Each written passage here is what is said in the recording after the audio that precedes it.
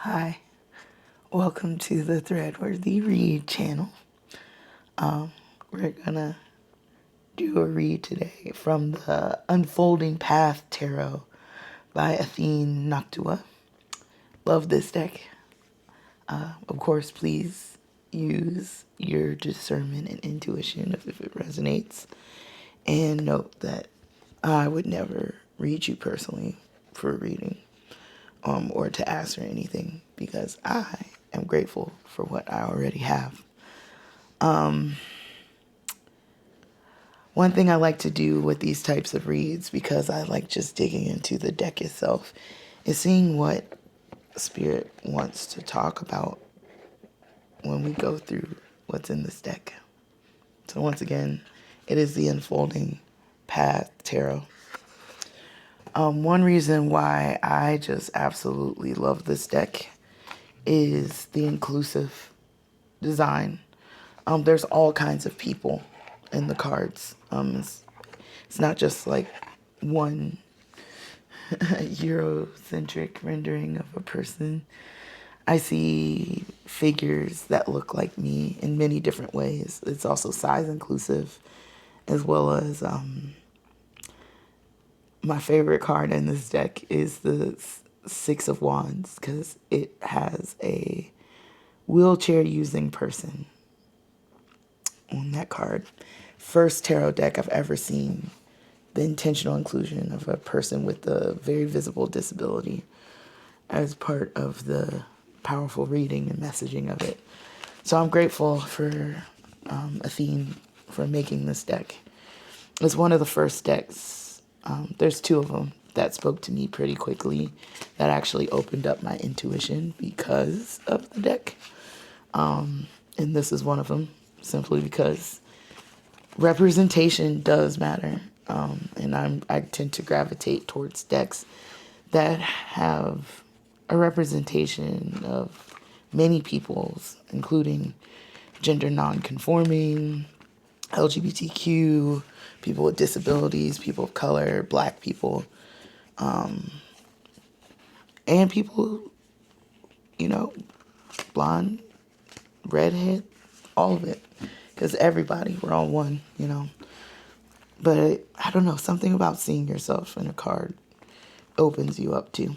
And it was something I wasn't able to really quite rock with when I got the initial Rider-Waite tarot, which I do. I do have one of those decks. It's in gold. And then I have the Twitchy Witch, which shout out to her. Shout out to Twitchy Witch. I have her Marseille Rider-Waite combination deck, and that one is powerful too. So all this to say, yes, intersectionality matters, but at the end of the day, there's all kinds of people who read cards. So just find the decks that speak to you. Maybe it's animal spirits, maybe it's colors, maybe it's the diversity of genders and people. It's really powerful. So yeah, all right, let's see. A card popped out, so let's see what we're gonna talk about. Ooh, the card right before the world card, Judgment. And see how inclusive, this person is fabulous. I also love this card because you could see it's the card before the world card. And it's what are the spiritual and energetic powers you receive? And note that you receive from the victory of overcoming that this pass through the major arcana journey. What are some up-leveling, some spiritual shifts, some even quantum leaps you've experienced because you've gone through something? Maybe not much. Maybe you've gone through something very little, but it opened you up tremendously. I love moments like those. For example, I get downloads every day that just from the download alone, I'm like, oop, I just up-leveled from that download. I don't know if any anime girlies who watch Solo Leveling and how he is clearing a bunch of stuff and getting power. It feels like that sometimes. Be like, spiritual download, up-leveled, what stuff am I getting on my little quest of light life chart. So yeah, let's talk about spiritual up leveling, you know? Let's talk through it. So we're gonna keep shuffling some cards, see if a couple pop out. Plus one. Also, I like calling the judgment card, like calling all cards, like for those spade players out there. It's like up, calling it back in. Some people call it like, oh, that event in Revelations. I don't think it's that sinister, but I do like the idea of after experiencing like death in the tower, going through something like healing in the star, the moon, and then reaching the sun again. Seeing the spiritual enlightenment that hits because of going through those spaces and phases. Like even knowing that spiritual quote unquote death isn't bad. It's just, and I'm dragging myself, don't you worry. Spiritual death is like releasing stuff that doesn't serve us and maybe surrendering to the new, the new that's going to come out. Oh, but as someone who keeps getting the death card, it's like, I don't know how I feel about that. So I'm with you. You're like, ah. But I've upshifted for sure because I now know that card. It means I know that the death card means rebirth too, right? So I'm not as dismayed as I used to be. But okay, Spirit, let's talk through what would you like people to know about spiritual upleveling or finding gifts after experiencing challenges. Also, before I keep shuffling, because I do want to still commune with Spirit here, I also will be dropping a video on my other channel, Threadworthi channel, about a Threadworthi thought that talks about the difference or the relationship between challenges and blessings. Blessings being like those, even the spiritual gifts, the upshifts, the upshifts and the stuff, the powerful stuff we receive in turn. So yeah, what would you like? That card came out.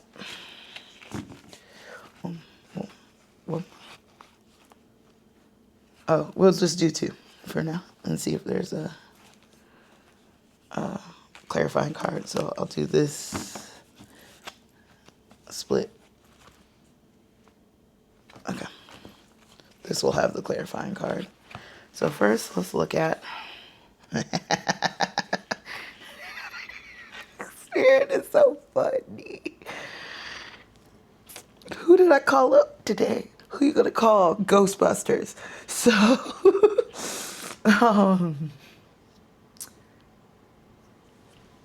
rebirth.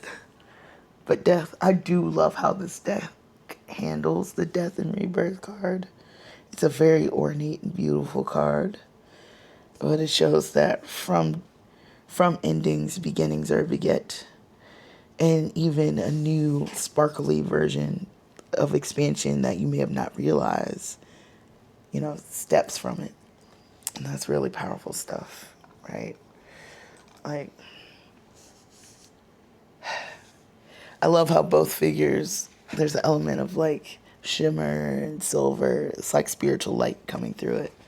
But even the death card, I love how it's surrounded by gold, kind of like an alchemical release, like from Negredo all the way up to like Rubedo, where the gold is and what are you doing with the gold you've come across.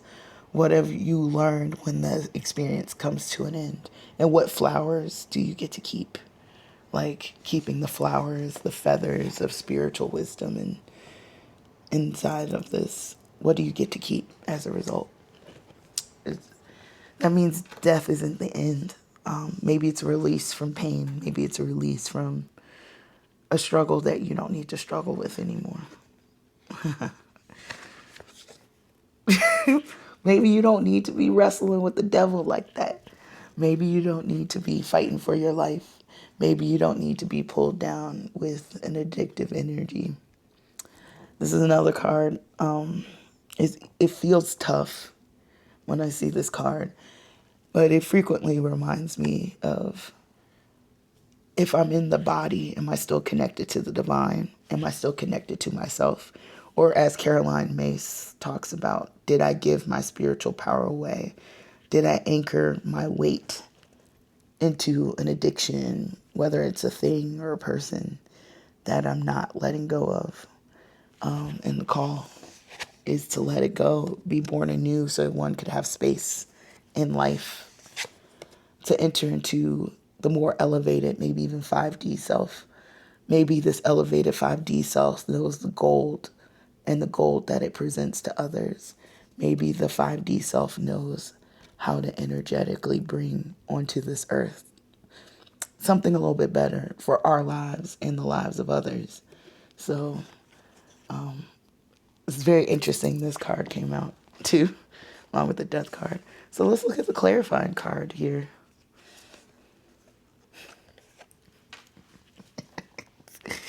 So this reading is supposed to be about y'all, but I love how I'm also being dragged, and that's fine. Empress.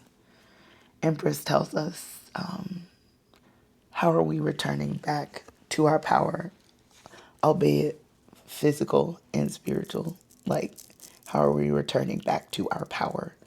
And from this power, how are we creating? How are we creating and giving birth from the gold that surrounds us, the gold that we garnered as a part of the death and rebirth? I love the Empress card. It definitely always reminds me to sit personally in my divine feminine and sit in the power of receiving, which is something for a lot of my life I received. I received a lot of care, side effect of being a chronically ill child growing up, dealing with a physical disability my whole life.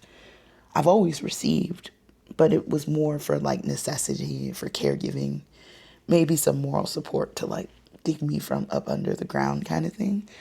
But now in this phase of life, maybe we're being called to receive from an abundant place, from a 5D place, from a spiritually elevated place, receiving more joy, not just the necessities, but the pleasures, the favorites too, but still being connected to the divine instead of escaping like the devil would do.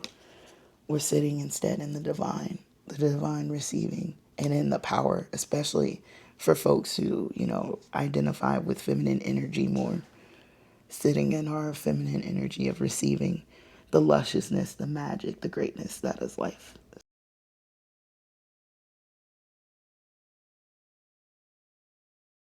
So, to bring it on home, spiritual power. What does Spirit want to tell us about it?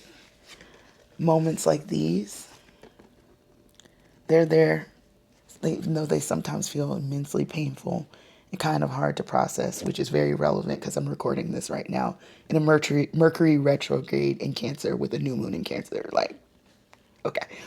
Uh, but the reminder that these elements, they're not the universe punishing us. Maybe it's the universe opening us up so we could release these, get to the gold and the flowers in here, be born anew with more spiritual power connected to the 5D, and then sit in literally our throne of receiving the most magical, the sun, the light, the gold, seeing the wonderfulness that surrounds us and giving that thanks. So I hope you enjoyed the read. Please subscribe, not only to Threadworthi Reads channel, but Threadworthi too for more. I love talking about this stuff. It lights me up. I hope this read maybe shifted some hope in you, because that was my intent and what was channeled through. And yeah, comment how some of this stuff made you feel. But wishing you all the best. Rooting for you. Rooting for you.